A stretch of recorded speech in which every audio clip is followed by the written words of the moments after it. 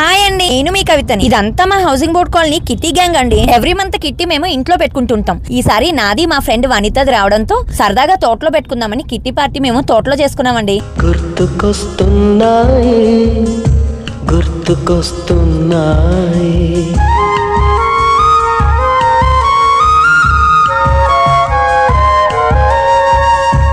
ఎదలోతులో ఏ మూలనో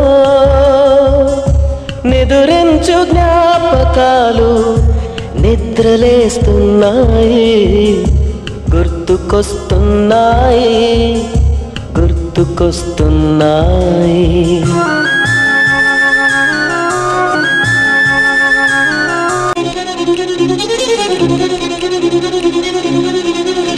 జామాకులతో చింతపండు కలుపుకొని తినేవాళ్ళం తెలుసా? అసలు పొద్దున్న లేస్తే మా పనల్లా ఆడుకోవడమే.